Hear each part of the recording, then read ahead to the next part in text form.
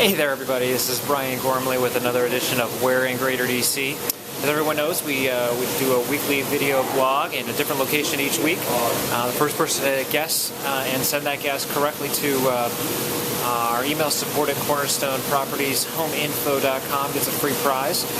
So don't be bashful. Definitely, we're getting a little bit tougher because we've hit the Lincoln Memorial and the White House and these sort of places. And so we've kind of exhausted the easy ones, and so now we're getting a little harder. So don't forget to send those guesses. This week is a great place if you've never been. It's the gardens here. They have usually butterflies in the summertime and spring. I think it's like May to September, so we just missed it this year, but unfortunately I won't be swatting any butterflies during the middle of videos. But I'm gonna switch the camera around so you actually can take a look at the palm trees and the bromeliads and the beefsteaks and the ginger, all the really glorious plants here, flora to suit your horticultural fancy. So anyway, definitely check it out.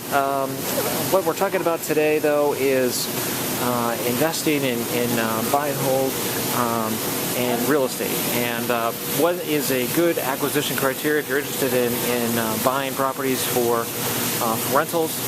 I can tell you that it's first of all, you make your money typically when you buy.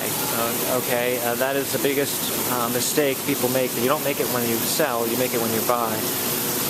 And that then involves acquiring the property at the right price and for the right type of occupant. So if you're buying and fixing and flipping, then that's a very different analysis than buying and holding. There are two types of buy and hold, and they have a lot of different considerations. Number one, it's an appreciation property, meaning you're really in it to hold it for 10 or 15 years and then resell, but you're planning on making your money primarily through that appreciation. And properties like that would be, for example, Capitol Hill in DC. Those properties are not going to depreciate anytime soon, and in fact, look for all the world to appreciate, significantly in the course of a 10 to 15 year span. You're not looking for cash flow. You're really just looking for, someone to pay your rent, to pay your mortgage for you with the rent, and then from there just to cover your expenses, vacancy, property repairs, taxes, insurance, and you're done. The other type of property, so you don't really care as much about the acquisition price as long as your long-term financing can be supported by the monthly rent, and you got to factor in some vacancy and turnover and so on. The other type of rental property, though, is one where you're really looking to buy very cheap, $40,000, $60,000, $10,000, whatever. You don't put a lot into the property. You're putting a Section 8 tenant in. You don't put a lot in by way of repairs or nice finishes. You're putting in the minimum so that you're going to put a tenant in, and they're probably going to beat the crap out of the property, and you know that. And so you're going to have to update it at some point, and/or when you go to sell, you're selling to another investor, but you know that, and you're looking for cash flow. So it's kind of like a stock in a way.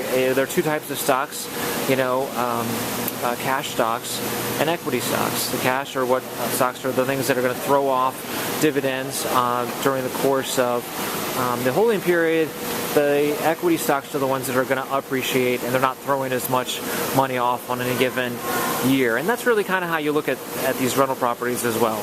Obviously, if you can get a little bit of both, then that's gravy, but generally that's the approach. And so you want to think about who you're going to put into the property as a tenant, how much you can get as a rental, and then of course how long you want to hold the property for before you consider purchasing one. So obviously geographic location is key in all of this. So anyway, just a couple of tidbits in case you were thinking about doing some investing. And importantly, we have, as a good segue, an investing class. It's Save Your Retirement. It's this Thursday, October 17th, Mrs. K's Toll House in Silver Spring, right off Colesville Road. Going to be a really great time. We're going to be talking about self-directed IRAs and retirement strategies. So I definitely think you don't want to miss it. You need to sign up though. We need a head count as soon as possible, really by Wednesday, the day before the event, so October 16th. So please, if you plan on coming, go ahead and sign up using the link at the on this same video page, and that way we can get you in, and won't have a problem with food and having to put the meal outside. Anyway, check this place out. It is a great place in the summer for butterflies. You can literally sit. I've sat on that bench right there and just had butterflies land on me. It's just really breathtaking, really cool. So, okay, that's it for me. Don't forget, support at Cornerstone Properties, homeinfo.com for your guesses, and I look forward to seeing you on Thursday. Bye-bye.